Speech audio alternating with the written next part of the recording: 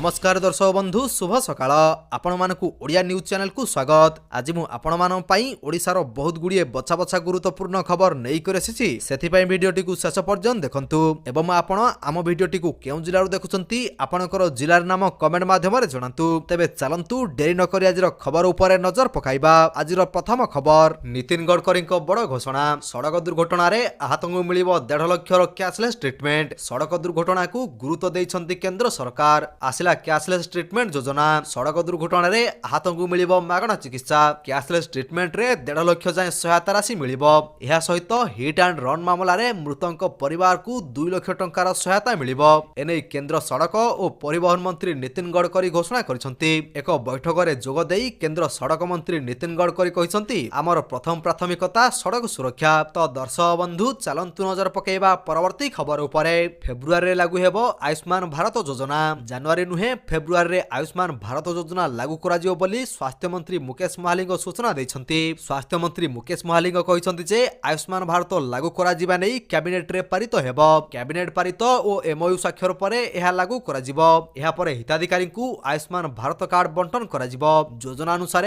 February रे लागू हेबो बोली स्वास्थ्य मंत्री सूचना दैछंती। आसंदा 13 तारिख रे केंद्र और राज्य सरकार मध्य रे एमओयू स्वाक्षरित हेबो। तो दर्शक बंधु चलंतु नजर पकेइबा परवर्ती खबर उपरे।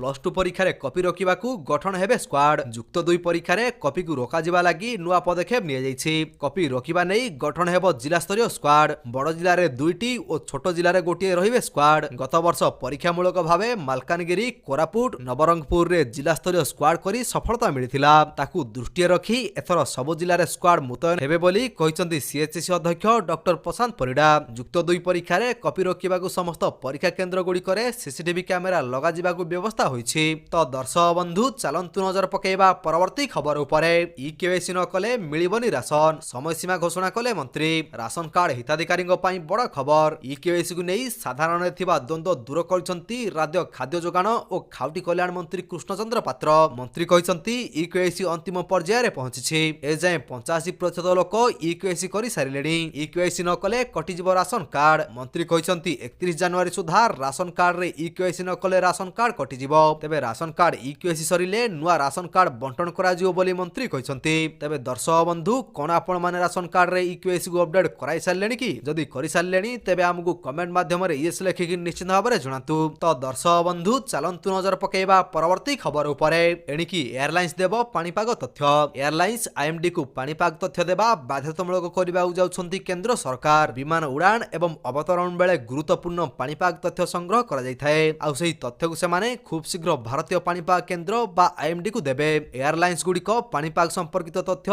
आईएमडी को देबा बाध्यतामूलक करिबा नै केंद्र सरकार विचार करछंती। एपरि हेले पाणीपाग संपर्कित सठिक पूर्वानुमान आहुरी सठिक होई परिबो। तो दर्शक बंधु चलंतु नजर पकेइबा परवर्ती खबर उपरे। सुभद्रा योजना को नै गुरुवार बड़ घोषणा करिसंती उपमुख्यमंत्री प्रभाती परिडा। 2025 रे महिला को 3 थर सुभद्रा टंका मिलियो बोली उपमुख्यमंत्री कहिसंती। उपमुख्यमंत्री प्रभाती परिडा कहिसंती 2025 सुभद्रा योजनार वर्ष हेबो। समस्त महिला मानकु सुभद्रा टंका मिलिबो। प्रथम मिलिबो प्रथम किस्तीर चतुर्थ पर्याय टंका। मार्च 8 रे महिला दिवस रे मिलिबो सुभद्रा टंका। रक्षा बंधन रे भी मिलिबो सुभद्रा टंका। तेबे जनवरी द्वितीय सप्ताह रे पूरा सर्वे सरिबो। सूचना योग्य डिसेंबर 1 सुधा सुभद्रा रे मोट 1,35,36,612 आवेदन ग्रहण होईछि। तेबे खूब शीघ्र टंका मिलिबा नै उपमुख्यमंत्री घोषणा करिसंती। तेबे दर्शक बंधु आपण माने सुभद्रा योजना रे टंका पाइछंती कि नाही हमकु कमेंट माध्यम रे निश्चित भाव रे जणातु। एवं सुभद्रा योजना संबंधी जदि कोनसी प्रश्न रहिछि ताहा मध्ये हमकु कमेंट माध्यम रे पचारि परिबे। तो दर्शक बंधु चलंतु नजर पकेइबा परवर्ती खबर उपरे। आहुरी 2 कोटी लोकंकु मिलिबो मागणा घर। जानंतु केउ मानकु मिलिबो एही घर।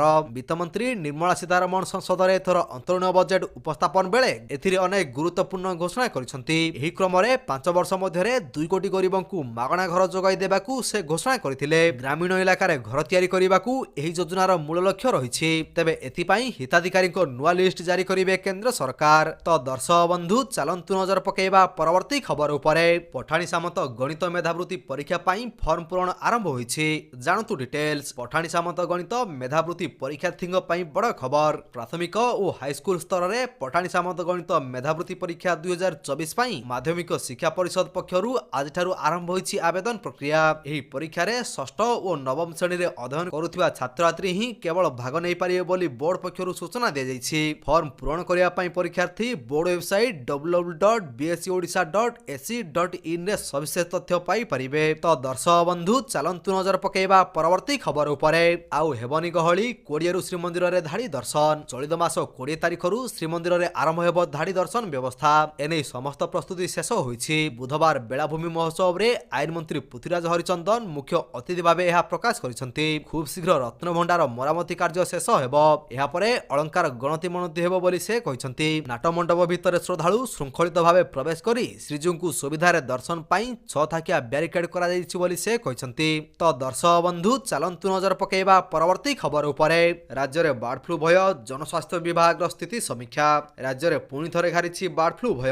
ସୋମବାର ପୁରୀ ଜିଲ୍ଲାର କୃଷ୍ଣପ୍ରସାଦରେ କାଉ ଓ କୁକୁଡ଼ା ମାଡ଼ ପରେ ସ୍ଥାନୀୟ ଅଞ୍ଚଳରେ ଏହି ଚର୍ଚ୍ଚା ହୋଇଥିଲା। ହେଲେ ବାସ୍ତବରେ ଏହା ବାର୍ଡ ଫ୍ଲୁ କି ନାହିଁ ତାହା ଜଣାପଡ଼ିନଥିଲା। କେବଳ ସେତିକି ନୁହେଁ, ବର୍ତ୍ତମାନ ଚିଲିକାକୁ ପ୍ରବାସୀ ପକ୍ଷୀମାନଙ୍କ ଆଗମନ ହୋଇଛି। ତେଣୁ ବାର୍ଡ ଫ୍ଲୁ ଏକ ବଡ଼ ରୂପ ନେବ ବୋଲି ଆଶଙ୍କା ଦେଖାଦେଇଛି। ଖବର ଜଣାପଡ଼ିବା ପରେ ମଙ୍ଗଳବାର ରାଜ୍ୟ ଜନସ୍ୱାସ୍ଥ୍ୟ ବିଭାଗ ଏ ଦିଗରେ ତତ୍ପରତା ଦେଖାଇଛି। ଜନସ୍ୱାସ୍ଥ୍ୟ ବିଭାଗ ପକ୍ଷରୁ ସ୍ଥାନୀୟ ଅଞ୍ଚଳର ସ୍ଥିତି ଯାଞ୍ଚ କରାଯାଇଛି। ତ ଦର୍ଶକ ବନ୍ଧୁ ଚାଲନ୍ତୁ ନଜର ପକେଇବା ପରବର୍ତ୍ତୀ ଖବର ଉପରେ।